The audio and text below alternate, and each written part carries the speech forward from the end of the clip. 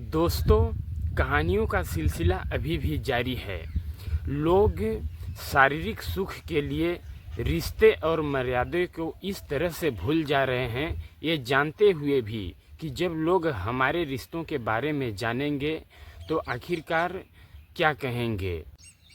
आखिरकार जब सच्चाई लोगों तक जाती है तो इसमें कई लोगों की ज़िंदगियां बर्बाद हो जाती है। आज की कहानी है एक दामाद और सासू माँ की। इन दोनों के बीच में अवैध संबंध रिश्ते थे, जिसके वजह से हंसता खेलता हुआ उसके बेटी का पूरा परिवार बर्बाद हो जाता है। तो दोस्तों, इस कहानी को पूरा सुनने के लिए आप लोग हमारे वीडियो में अंत तक ज़रूर बने रहें। साथ ही साथ यदि नए हैं तो आप लोग हमारे चैनल को सब्सक्राइब जरूर कर लेना और वीडियो को लाइक शेयर कर देना। नमस्कार, हम संतोष कुमार, संतोष क्राइम सफ़र में आप सभी का स्वागत है। दोस्तों, आज की जो सच्ची घटना मैं आप लोगों को सुना रहा हूँ वो है देहरादून प्रदेश की। देहरादून का एक जगह लगता है मानसूरी। मानसूरी में ही रह रहे होते हैं साक्षी और अनिल। साक्षी और अनिल के एक ताऊ जी भी उसी मंसूरी में रहते थे, जिनका नाम होता है श्रीकांत। इधर साक्षी और अनिल के शादी हुए लगभग 2 साल हुए होते हैं। वो दोनों मुंबई में रह रहे होते हैं। इधर जब ताऊ जी मानसूरी में रहते थे, उनकी अचानक से तबीयत खराब हो गई। तो इस चीज़ के बारे में जब अनिल और साक्षी को पता चला तो वो लोग मुंबई से मिलने के लिए ताऊ जी के पास आए, डायरेक्ट मंसूरी। जब मंसूरी वो आते हैं, आकर के गेट खटखटाते हैं तो अंदर से एक नौकर गेट को खोलता है और वो पूछता है कि आप लोग कौन है। तो साक्षी और अनिल बोलते हैं कि ये हमारे ताऊ जी हैं, इनकी तबीयत खराब है, हम लोगों को पता चला तो हम लोग उनसे मिलने आए हैं। तो वो नौकर जो होता है साक्षी और अनिल को लेकर के अंदर ताऊ जी के पास चला जाता है। इधर जब श्रीकांत अपनी भतीजी साक्षी और अपने दामाद अनिल को देखता है तो काफ़ी खुश हो जाता है और उनसे हाल समाचार पूछता है। तो वो लोग बताते हैं कि हम ठीक हैं, अचानक से हमें पता चला कि आपकी तबीयत खराब है तो हम लोग आपसे मिलने के लिए आ गए। फिर श्रीकांत अपनी पत्नी यानी कि मोहिनी को बुलाते हैं। हम आपको बता दें कि श्रीकांत की ये दूसरी पत्नी है। पहली वाली पत्नी का देहांत हो गया था तो वो दूसरी शादी करके मोहिनी को लाए थे।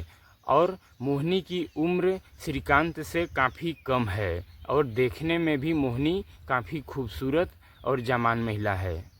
श्रीकांत के पास करोड़ों की दौलत है, इसलिए साक्षी जो है उम्र का लिहाज नहीं की और श्रीकांत से वो शादी कर लेती है उसके दौलत को देख करके। फिर जो है श्रीकांत मोहिनी को अपने दामाद और साक्षी से मिलवाते हैं तो उनसे मिल करके मोहिनी खुश हो जाती है।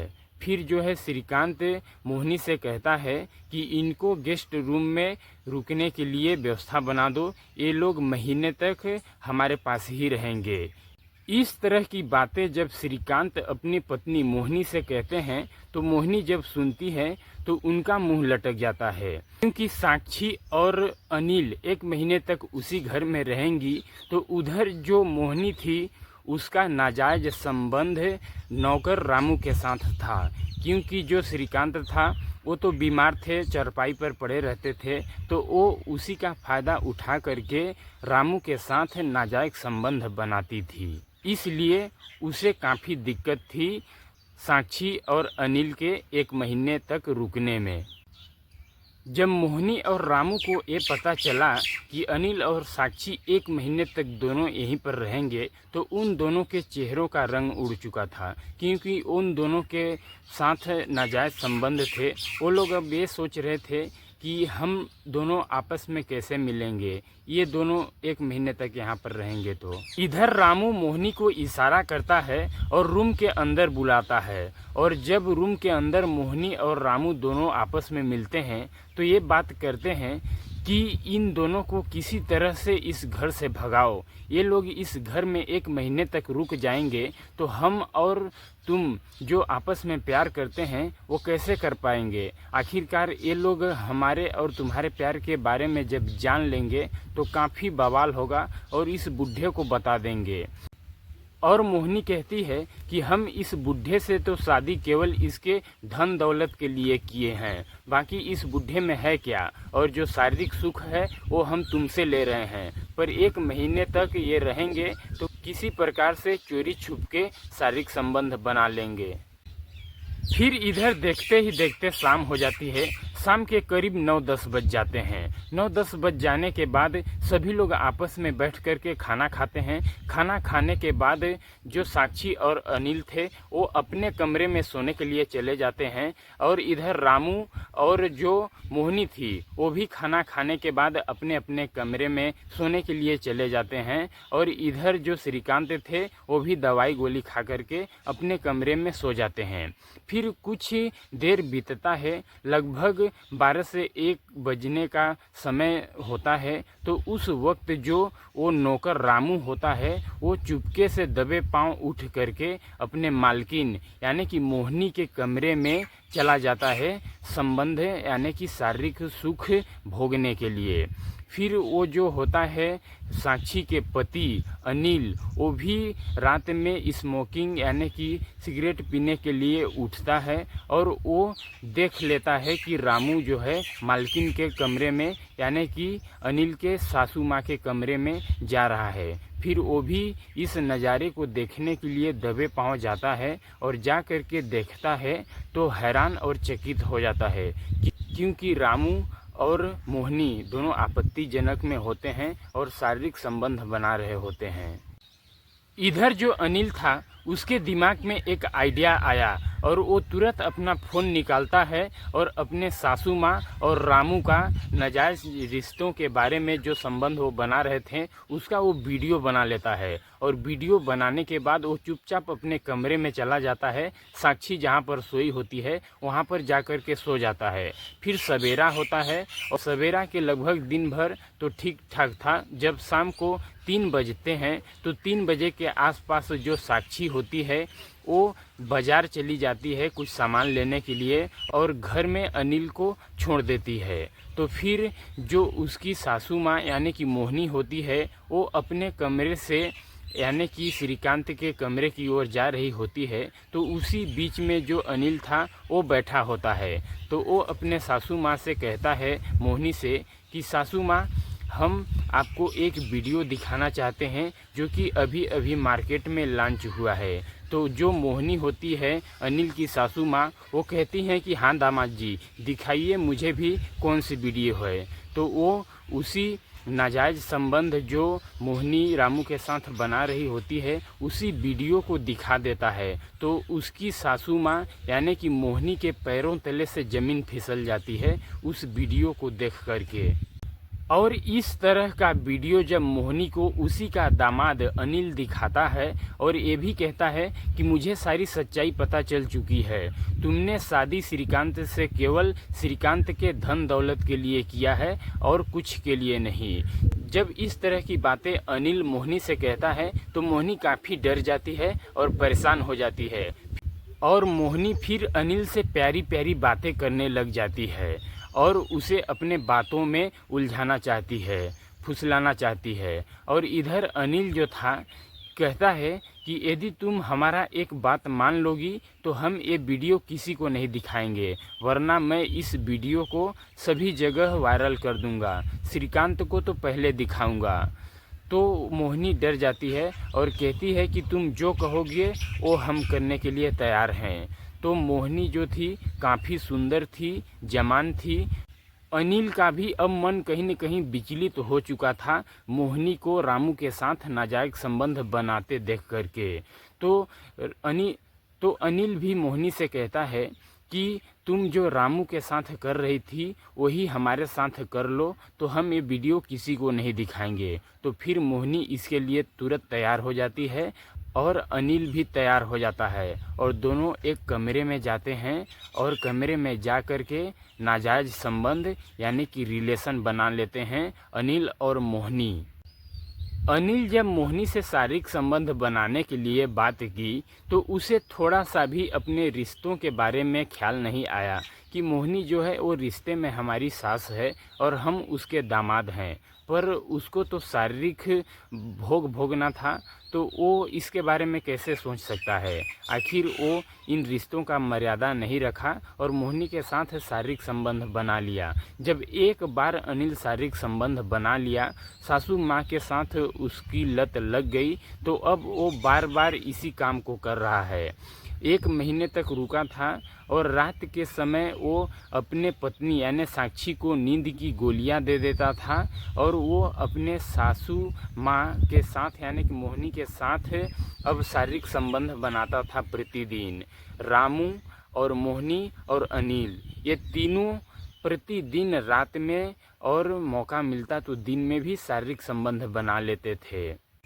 और इन नाजायज़ संबंधों के बारे में इस घर में किसी को पता नहीं चलता कि आखिरकार ये लोग कर क्या रहे हैं। आखिर पता चलता तो किसे चलता। एक साक्षी थी, एक श्रीकांत, इन्हीं 2 लोगों को मालूम नहीं था। बाकी ये 3 लोग थे, तो ये 3 लोग तो खुद ही शारीरिक संबंध नाजायज़ रिश्ते बना रहे थे। और उधर जो मोहिनी थी उसके कोई बाल बच्चे भी नहीं थे। और इधर फिर कुछ दिनों का समय धीरे धीरे बीतता है, तो जो मोहिनी थी और श्रीकांत उन दोनों का सालगिरह आता है और सालगिरह में ये लोग केक लाते हैं और किसी भी रिश्तेदार को नहीं बुलाते हैं। अपने घर के ही अंदर 5 लोगों ने मिल कर के केक काटते हैं और सालगिरह मनाते हैं। और उसी समय अनिल जो था वो अपना मोबाइल चार्ज करने के बहाने एक कमरे में चला जाता है और उसी कमरे में से वो मोहिनी को इशारा करता है और फिर मोहिनी भी अपने मोबाइल का नेटवर्क न मिलने का बहाना करके वो भी वहाँ से चली जाती है और अनिल के कमरे में चली जाती है। फिर वो दोनों कमरे के अंदर हो जाते हैं और प्यार में इस तरह से पागल हो जाते हैं कि वो अब आपस में शारीरिक संबंध बनाने की स्थिति में आ जाते हैं और वो फिर कमरे के अंदर शारीरिक संबंध भी बनाने लगते हैं। फिर इधर जो साक्षी थी वो अपने पति को ढूंढने के लिए वो इधर उधर देखती है कि आखिर अनिल नहीं दिख रहा है, कहाँ गया है। और फिर वो धीरे धीरे उस कमरे के पास चली जाती है साक्षी, तो वो वहाँ पर सुनती है कि उस कमरे के अंदर से कुछ अजीब सी आवाज़ आ रही है और फिर साक्षी को शक होता है और उस कमरे में धीरे से झांक करके देखती है तो अनिल जो था वो अपने सासू माँ यानी कि मोहिनी के साथ आपत्ति स्थिति में शारीरिक संबंध बना रहा है। इधर अनिल जो था वो अपने सासू माँ के प्यार में इस तरह से पागल हो गया है कि वो अब ये भी भूल चुका है कि इस घर में हमारी पत्नी साक्षी भी है। वो अब अपने सासू माँ के प्यार में पागल हो गया है। वो अब जब भी मौका पाता है वो अपने सासू माँ के साथ रिलेशन यानी शारीरिक संबंध बना लेता है। लोग घर में होते हैं तब पर भी वो मौका निकाल करके शारीरिक संबंध बना लेता था मोहिनी के साथ। और मोहिनी भी इस चीज़ का विरोध नहीं करती थी क्योंकि अनिल के पास उसका वीडियो था, इसलिए वो भी जब कहता अनिल वो भी शारीरिक संबंध बनाने के लिए तैयार होती थी। इधर अनिल अपने सासू माँ के साथ शारीरिक संबंध जब बना लेता है तो वो दोनों रूम से बाहर निकल के आंगन में आते हैं और आंगन में आने के बाद उस दिन का खाना घर में नहीं बना था, शादी का सालगिरह था, तो होटल से ही खाना ऑर्डर करके घर में मंगाया गया था। तो घर में आपस में सभी लोग बैठ के खाना खाते हैं और जो अनिल था और उसकी सासू माँ मोहिनी उनको ये पता नहीं था कि साक्षी हमारे रिश्तों के बारे में आखिर जान चुकी है कि हम लोग नाजायज़ संबंध बनाते हैं आपस में। फिर ये लोग खाना खाने के बाद अपने अपने रूम में सोने के लिए चले जाते हैं। उधर जो अनिल था वो साक्षी का इंतज़ार करता है अपने रूम में आने के लिए। फिर साक्षी इधर से जाती है अपने रूम में तो एक तेज़ धारदार हथियार यानी कि चाकू अपने साथ लेकर के जाती है और फिर वो अनिल से काफ़ी प्यार करती है। अनिल सोचता है कि साक्षी आज काफ़ी प्यार करने की मूड में है। फिर अनिल साक्षी के पास नज़दीक आता है, फिर साक्षी चाकू निकाल करके अनिल के ऊपर वार कर देती है। तो अनिल होश में ही होता है तो कहता है कि तुमने हमारे ऊपर चाकू क्यों मारा, तो साक्षी कहती है कि तुम हमारे होते हुए भी नाजायज़ संबंध अपने सासू माँ यानी कि ताई के साथ क्यों रखा, मोहिनी के साथ। चाहे मोहिनी के कैसे भी रिश्ते हों, बच्चलन हो या वो किसी से नाजायज़ संबंध रखती हो, पर तुमने हमें धोखा दिया है। हमारे होते हुए भी तुमने अपने सासू माँ के साथ शारीरिक संबंध बनाया है। इस तरह की बातें कहते हुए साक्षी अनिल के ऊपर दोबारा प्रहार कर देती है और कई बार वार कर देती है, जिसके वजह से अनिल की वहीं पर मौत हो जाती है। और फिर साक्षी जो है वो पुलिस को फ़ोन करती है और पुलिस को श्रीकांत के घर बुला लेती है और बुलाने के बाद सारी सच्चाई बता देती है। तो साक्षी पुलिस से बताती है कि हमने अनिल को इसलिए मारा क्योंकि उसका नाजायज़ संबंध सासू माँ के यानी कि हमारे माँ के साथ था, इसलिए हमने गुस्से में आकर के अनिल को मार दिया। फिर पुलिस जो है कि मोहिनी से पूछताछ करती है, तो मोहिनी से कहती है पुलिस कि तुम सच सच बताओ। तो मोहिनी सारी सच्चाई बता देती है आखिरकार पुलिस के दबाव में आकर के। हमारा नाजायज़ संबंध रामू के साथ था, तो अनिल जो था वो एक दिन देख लिया था और वो वीडियो बना लिया था और उसी वीडियो के दम पर वो हमको डराने धमकाने लगा और हमारे साथ शारीरिक संबंध बनाने की मांग की। हमने भी डर में आकर के कि ये वीडियो कहीं वायरल कर देगा, तो हमने भी अनिल को इजाज़त दे दिया शारीरिक संबंध बनाने के लिए। तब से वो शारीरिक संबंध हमारे साथ बना रहा है। फिर जो है मोहिनी कहती है कि हमने श्रीकांत से शादी केवल इसलिए की थी इनका धन दौलत देख करके, हमें और इनसे कुछ नहीं चाहिए था। हमारा तो प्यार ये बॉयफ्रेंड जो रामू है वो था। तो दोस्तों मोहिनी जो थी इस तरह से श्रीकांत को धोखा देना चाहती थी, उसका धन लेकर के फरार होना चाहती थी और फिर मोहिनी को पुलिस जेल भेज देती है धोखा देने के केस में, और जो रामू था उसे भी जेल हो जाती है। दोस्तों इधर जो साक्षी थी वो क्या अनिल को मार करके सही काम की। साक्षी कानून का सहारा लेती तो कानून अनिल को सज़ा देता और इसमें साक्षी भी बच जाती, और जब मर्डर कर दी अनिल की तो साक्षी को भी जेल हो गया। तो दोस्तों इस तरह से जो अनिल ने अपने रिश्तों को बर्बाद किया, इसके वजह से उसका पूरा घर बर्बाद हो गया। तो दोस्तों ये कहानी सुनाने का उद्देश्य मेरा किसी को ठेस पहुंचाना, परेशान करना नहीं है, बल्कि आप लोगों को जागरूक करना है कि देश दुनिया में इस तरह की घटनाएं घट रही हैं। तो आप लोग सावधान रहें, सतर्क रहें, अपने परिवार के साथ स्वस्थ और मस्त रहें। दोस्तों आज की स्टोरी आपको कैसी लगी आप लोग कमेंट बॉक्स में हमें ज़रूर बताना, और दोस्तों जाते जाते हमारे चैनल को सब्सक्राइब कर लेना और वीडियो को लाइक शेयर कर देना। मिलते हैं अगले दिन एक और स्टोरी के साथ, तब तक के लिए जय हिंद जय भारत दोस्तों।